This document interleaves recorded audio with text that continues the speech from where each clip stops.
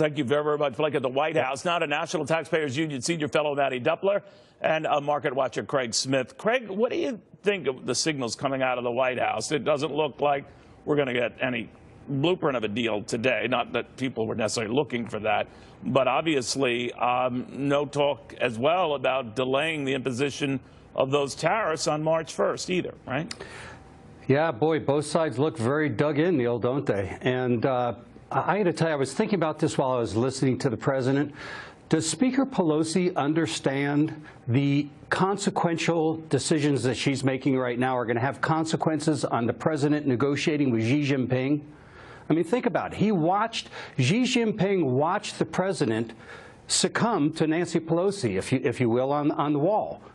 And I don't think Pelosi's thinking this through, Neil, on how much this could affect the China talks. I mean, here this president has February 15th coming, March 1st coming. This president has a lot on his desk, and I don't think Pelosi's thinking about what her words may have as it relates to the trade talks with China. All right, well, she and Republicans might be looking at each issue separately, to your point. But, Maddie, I am wondering about, to his point, what this could portend for the China talks if it looks like the president might not get his way on the wall or in funding for a wall. The closest I heard to flexibility on the Democrats' part was Nancy Pelosi sort of redescribing what her definition of a wall would be. If the president says, you know, some sort of fencing or the like that a car can, you know, go through is a wall, then fine. She's fine with that.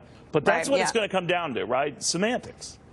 Essentially, and that's why I don't think it's necessarily a good position for the president to be laying ultimatums on the table when we still have 2 weeks of Congress negotiating a deal. Remember, the next step in that battle on the wall is not going to be the president issuing an emergency declaration. It's going to be that conference committee coming up with a policy that will pass both chambers. If the president then vetoes that bill and issues an emergency declaration, that's a very difficult spot for him to be in, because then he really owns that. Didn't Nancy Pelosi then make it very difficult on that conference committee, at least the Democrats on that committee, to make a deal, because she has said a deal cannot involve a wall, right? Headed into that committee yesterday morning, Neil Lowy, the appropriations chairwoman, was asked that question, and she was unwilling to make that kind of commitment. That certainly makes it very difficult for Democrats to have any negotiating room with Republicans at the table. You know, she's right.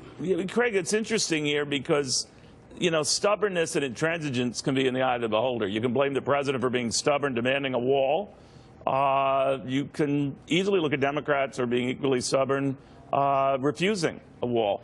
So it's in the eye of the beholder. But this president, to be fair, was the one who put the government's operations on the line to get what he wanted. Do you think he will forever rue that day? He may well, Neil, because, look, we saw it in this press conference, and Maddie's right. I mean, everybody's dug in right now. Nancy Pelosi's got her back against the wall. She's saying no wall. We need some type of barrier.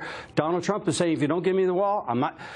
I mean, Neil, this is not good for the nation. And again, forgive me if I didn't articulate this properly, Neil, but I really believe the Chinese are watching this, Neil, and I believe they're taking this into the negotiations with the president this afternoon. And I think that that could have a real impact on getting any true structural changes out of China that are necessary. What do you think of that, Maddie, that this might be serving as a reminder to the Chinese, we can play this guy? Well, there are other environmental factors that I think allow the United States to still have a little bit of leverage in these Chinese negotiations. Of course, China slowing down economy, a lot of pressure there because of these trade anxieties.